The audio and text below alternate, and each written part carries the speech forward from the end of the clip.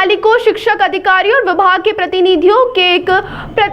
प्रतिनिधि मंडल ने शिक्षा क्षेत्र को प्रभावित करने वाले प्रमुख मुद्दों पर चर्चा करने के लिए अतिरिक्त उपायुक्त S.A. रैना से मुलाकात की। एसोसिएशन ने फंडिंग चुनौतियों, बुनियादी ढांचे के विकास और कर्मचारी कल्याण के समाधान में एडीसी का समर्थन मांगा। एडीसी ने प्रतिनिधि मंडल को गुणवत्तापूर्ण शिक्षा को बढ़ावा देने के लिए अपनी प्रतिबद्धता का आश्वासन दिया और संभावित समाधान तलाशने का वादा किया। बैठक में क्षेत्र के शिक्षा परिदृश्य को बढ़ाने में सार्वजनिक निजी भागीदारी के महत्व पर प्रकाश डाला गया।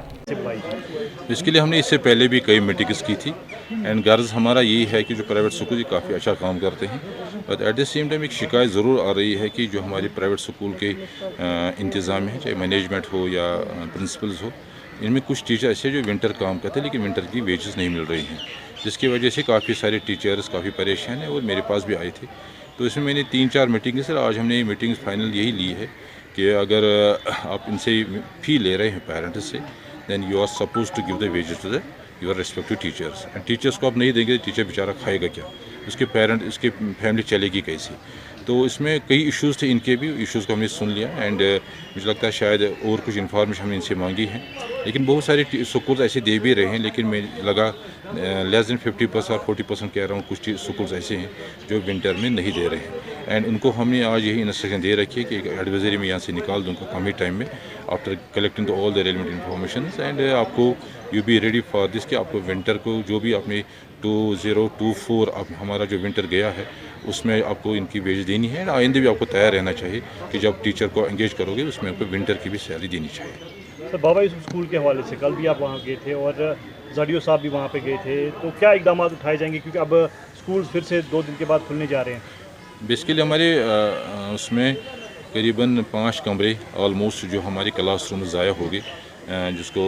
आग लगी थी एंड इंस्टेंटली हम वहाँ पे गए हैं। इसमें मैंने डीसी साहब, अपने डीसी साहब से गुजारिश भी की है, तो उसने एक अच्छा खासा पैसा हमें दे भी रखा है एंड हमने आरएनबी से एस्टिमेशन भी ली है करीबन 20 लाख का, वो हमने भेज दिया है एंड मुझे उम्मीद है इंशाल्लाह 5 कमरों में जल्दी काम लगेगा एंड 5 कमरे में ठीक कर देंगे एंड जिससे पहले उससे बेहतर बना देंगे, छत, उसका पेंटिंग, उसकी जो खिड़कियाँ सारा ठीक कर देंगे एंड साथ ही साथ हमारा एक और प्रोजेक्ट है इसी स्कूल के लिए 1.2 करोड़ का, वो डबल स्टोरी बिल्डिंग है, उसमें मेरे 4 कमरे और बन रहे हैं, लेकिन उसमें भी टेक्निकल सेक्शन नहीं आई, वो सेपरेट एक बन जाएगा। लिहाजा अगर इंशाल्लाह दोनों हमें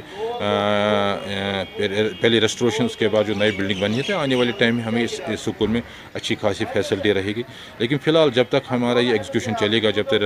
रेस्टोरेशन वर्क चलेगा, जब तक हमने उनसे वहाँ के स्कूल के प्रिंसिपल, बहुत अच्छे प्रिंसिपल, वहाँ पे स्टाफ, इनसे मीटिंग की, हमने यही वहाँ पे फाइनलाइज ये किया है कि उनके ऑलरेडी 3 कमरे अवेलेबल हैं, 3 कमरे उनके 3 क्लासेस रहेंगे, लेकिन उसके बाद उनके और 2 क्लासेस रहेंगे। फिर हमने स्टाफ रूम जो उनका है उसमें पार्टीशन कर देंगे, उसमें फिर 2 क्लासेस हम 6वीं और 7वीं उसमें रखेंगे, ताकि इनके सारे 5 के 5 क्लास चलेंगे and staff room and principal room एक ही कमरे में रहेगा। तो इस पर वो भी उन्होंने भी सेटिस्फेक्शन दिखा दी एंड वो काफ़ी कंसर्न थे स्टाफ के हमारा स्कूल चलना चाहिए एंड इसी के लिहाज से हम भी काफ़ी कोशिश की, हायर लेवल से भी पैसे मांग के, वो भी साथ ही साथ रेस्टोरेशन वर्क भी चलेगा, एक एडिशनल एग्जीक्यूशन भी होगी फॉर नया कंस्ट्रक्शन एंड बच्चों का कई टाइम भी ज़ाया नहीं हो जाएगा।